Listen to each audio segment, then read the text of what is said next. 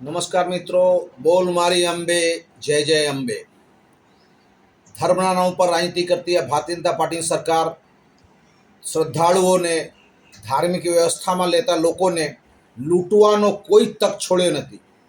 અકબરના સમયમાં જે તે સમયે જરજિયા કર લગાડવામાં તો હિન્દુ યાત્રાળુઓ ઉપર, અને પછી એને જે તે સમયે અકબરે પછી વિડ્રો કર્યો હતો. એવો જ કાર્ય આ ભારતીય જનતા પાર્ટીની ગુજરાત સરકારે કર્યો છે. અંબાજી ભાદરવી પૂનમ પર દર્શન કરતા જાતા લાખો શ્રદ્ધાળુઓ, લગભગ 40 લાખ શ્રદ્ધાળુઓ દર્શન કર્યા.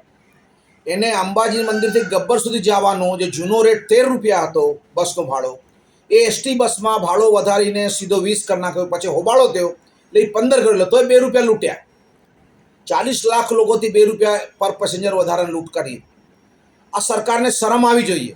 જ્યારે નરેન્દ્ર મોદી અમદાવાદ આવે છે ત્યાં બીજે ભાજપાની રાજકીય મિટિંગો હોય છે ત્યારે ગામડેથી એસી બસો, સ્લીપર બસો ને એસટીની બસો ભરીને મફતમાં લોકોને બેસાડીને લાવે છે ને ચૂંટણીના પ્રચાર કરે છે અને મોદી સાહેબના જન્મદિવસનો અને બીજા કાર્યક્રમોનો ઉદ્ઘાટન કરે છે અને લાભ લે છે, કરાવે છે લોકોને.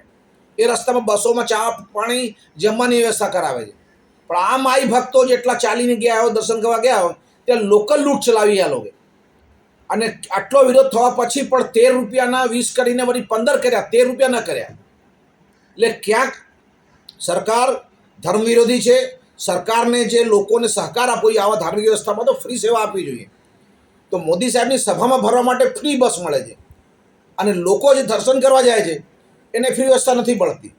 હા, પણ મારે પણ વિચારવું જોઈએ તું કેના બારેમાં શબ્દ કહી રહ્યો છે. આ એ લોકો છે જે આડવાની જિન્નાની મજાર ઉપર જઈને માથો ટેકી આવે છે. આપણા પ્રધાનમંત્રી નરેન્દ્રભાઈ મોદી કોઈને જાણ કર્યા વગર સિવાય નવાઝ શરીફને ત્યાં બર્થડેમાં પહોંચી જાય છે. હવે એમનાથી શું આશા રહે કે આપણા ધર્મને સાચવશે? આ તો આપણા ધર્મ ઉપર માત્ર મત લૂંટે છે, આપણે મૂર્ખ બનાવે છે ને પોતાની રાજનીતિ ચમકાવે છે. ન તો આ 10 વર્ષની આપણી સરકારો છે, એટલી લાંબી જૂની સરકારો છે. આજ જ્યાં ત્યાં તમે જોજો કે બુલડોઝર ચલાવે છે. અરે બુલડોઝર તમારા 30 સરકારની જગ્યા ઊભી થઈ ત્યાં તમે સૂતા હતા.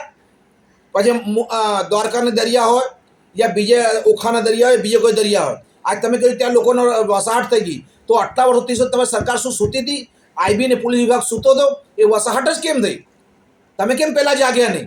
અને હવે જ્યારે બધાના મકાન બની ગયા, રહેણાંક બની ગયા, હવે તમે તોડવા બેઠા છો. તોડો, ઇલીગલ છે, તોડવું જ જોઈએ. પણ તમે કેમ ઊંઘતા રહ્યો છો? તમે કેમ જાગો છો જ્યારે બધું ચૂંટણી રાજકારણ આવે ત્યારે જાગો છો? આખો વર્ષ સરકાર કેમ કામ નથી કરતી? ખાલી લાભ ખાટવા માટે શું કામ કરે છે?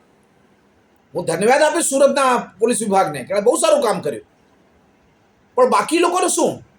એટલે સરકાર જાગતી રહે અને હિન્દુઓને ધાર્મિક મેળાઓમાં લૂંટ ચલાવવાનું બંધ કરે. મને આજથી સરકારથી નિવેદન છે કે ભવિષ્યના બધા હિન્દુ મેળાઓ છે, પછી દ્વારકાનો હોય, અંબાજીનો હોય યા બીજો કોઈ પૂનમ ભરવાનો બીજા આપણા મહાકાળીનો પાવાગઢનો હોય યા ડાકોરનો મેળો હોય, પગપાળા કરતા લોકો એને અહીંયાથી ચાલતા લોકો ગયા હોય આશાપુરામાં, હમણાં મેળો થવાનો છે.